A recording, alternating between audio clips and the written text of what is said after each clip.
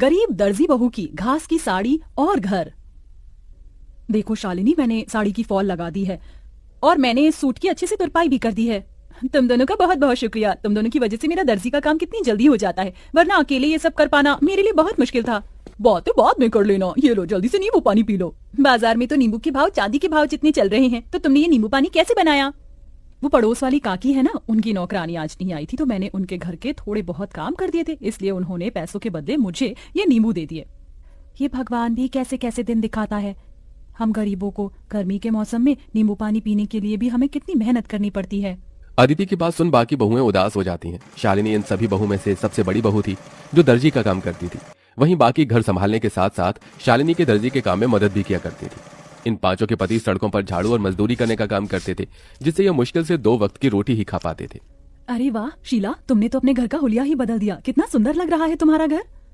वो तो अच्छा लगेगा ही ना, पूरे 1 लाख रुपए जो लगाए हैं घर के रेनोवेशन और पेंट में। वैसे मेरे ख्याल से तुम पांचों को भी अपनी ये बाबा आदम के जमाने की गुफा को रेनोवेट करवाना चाहिए। न जाने इतनी गर्मी में तुम लोग इस गुफा जैसे घर में कैसे रहते हो। खिड़की दरवाजे तो ऐसे हैं कि अगर किसी का हाथ लग गया तो वहीं टूटकर गिर जाएंगे। पांचों बहू की घर की बेइज्जती करके घमंड दिखाते हुए शीला अपने घर के अंदर चली जाती है। अपने घर की इतनी बेइज्जती होता देख पांचों बहुओं को ही काफी दुख होता है। अरे बाप रे बाप, ऐसा लग रहा है कि धरती लोक पर नहीं बल्कि सूर्य ग्रह पर पहुंच गया हूँ। कितनी गर्मी है। इतनी गर्मी में गुफा में सोगे तो गर्मी नहीं तो क्या ठंड लगेगी? क्या गुफा? और नहीं तो क्या, ये गुफा क्या आप लोगों को घर दिखाई देती है? शादी को इतना समय हो गया है लेकिन हम एक ढंग के किराए के मकान में भी नहीं रह सके। कभी कभी तो लगता है इस गुफा जैसे घर को छोड़कर जंगलों में चले जाऊं और वहीं रहूं। याशिका की बातें सुन सभी लोगों को इस बात का एहसास तो होता है, लेकिन अपनी गरीबी और लाचारी देखते हुए वो कुछ नहीं कहते और ऐसी गरीबी में उनके दिन बीतने लगते हैं।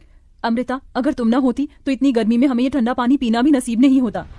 जमीन ठंडी रहती है ना, इसलिए मैंने पानी के मटके रखना शुरू कर दिया था ताकि कड़ी से कड़ी गर्मी में भी हमें ठंडा पानी मिल सके। कल रात थोड़ी बहुत चैन की नींद नसीब हुई थी। वैसे ये कपड़ा गीला कर ओढ़कर सोने का आइडिया सच में कमाल का निकला। अब तो मैं रोज ऐसे ही सोऊंगी। पांचों बहुएं हमेशा अपने ऐसे छोटे मोटे जुगाड़ से गर्मी से थोड़ा बहुत बैक लिया करती थी। शालिनी देखो ना, मेरी साड़ी फिर से फट गई, इसे सिल दो। कितनी बार एक ही साड़ी को बार बार सिलकर पहनेंगे? जब से शादी हुई है तब से लेकर आज तक एक भी साड़ी नहीं पहनी है, वही 2-3 साड़ियों को सिल कर ही पहन रहे हैं। अदिति इतना बोल ही रही होती है कि तभी उन्हें बाहर से साड़ी वाले की आवाज आती है, जिसे सुन पांचों बहुएं जैसे ही बाहर आती हैं। अरे भाई साहब, ये नीली वाली साड़ी दिखाइए। अरे बहन जी, आप लोग वहाँ क्यों खड़ी हैं? देखिए मेरे पास एक से बढ़कर एक साड़ियाँ हैं, बनारसी, सूती, लखनवी, जरी वाली। बताइए कौन सी साड़ी दिखाऊं? अरे भाई साहब जी, आप किन से साड़ी लेने के लिए पूछ रहे हैं जो एक ही फटी हुई साड़ी को सिल कर पहनती हैं? इनकी एक सूती की साड़ी लेने की तो औकात नहीं है। ये क्या ही महंगी साड़ियां लेंगे। अपनी पड़ोसन मोना और अलीशा को अपनी इतनी बेइज्जती करता देख पांचों बहू की आंखों में आंसू आ जाते हैं और वो सीधा घर के अंदर चली जाती हैं। पांचों बहुएं इस गर्मी और गरीबी से परेशान हो चुकी थी।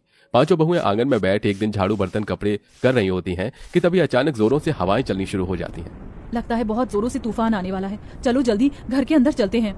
पांचों बहुएं जैसे ही घर के अंदर जाने लगती हैं कि तभी तेज आंधी की वजह से उनके घर की छत उड़ जाती है और साथ ही साथ उनके घर की दीवारें भी टूटकर बिखर जाती हैं। हे भगवान, ये तूफान गांव में नहीं बल्कि हमारी जिंदगी में आया। अब हम लोग कहाँ रहेंगे? अपने घर के टूट जाने की वजह से पांचों बहुएं बहुत रोती हैं।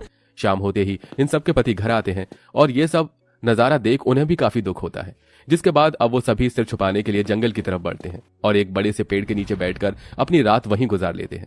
जहां ये सभी लोग रहते थे वहां पर एक बड़ी सी नदी भी बनी हुई थी जो तूफान की वजह से काफी गंदी हो गई थी, जिसे देख पांचों उस नदी की सफाई करते हैं और ऐसे ही उनके कई दिन गुजर जाते हैं। कभी कभी तो मन करता है इसी नदी के अंदर कूदकर जान दे दूं, कम से कम इन चीजों से छुटकारा तो मिलेगा। अमृता, ये तुम कैसी बातें कर रही हो? जिंदगी का तो नाम ही संघर्ष है, हम लोग ऐसे हार नहीं मान सकते। शालिनी की बात सुन नदी किनारे बैठी सभी बहुओं की आंखों में आंसू आते हैं। तभी उनके आंसू नदी के अंदर जा गिरते हैं। उनके आंसू जैसे ही नदी के अंदर जाते हैं तो नदी के अंदर एक सुनहरी रोशनी चमकती है और देखते ही देखते उनके सामने नदी की रानी बाहर आती है। कौन हो तुम?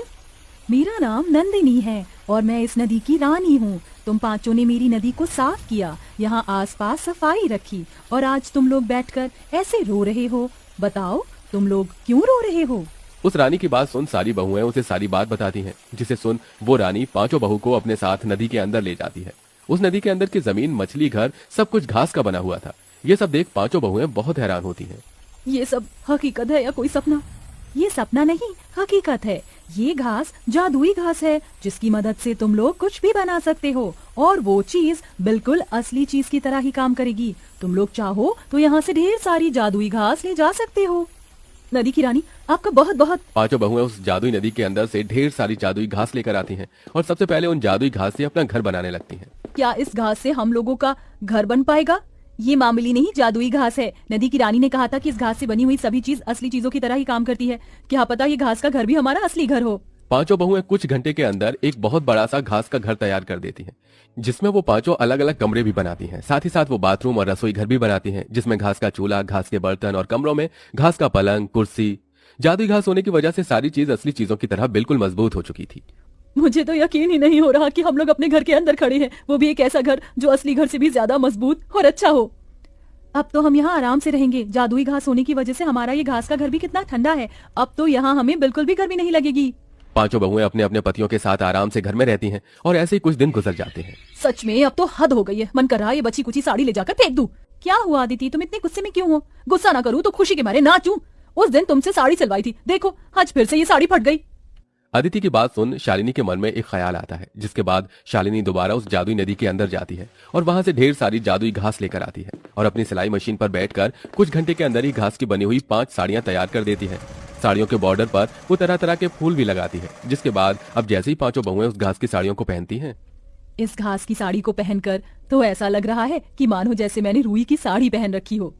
अब इन घास की साड़ियों में हमें बिल्कुल भी गर्मी नहीं लगेगी और हम आराम से रहेंगे।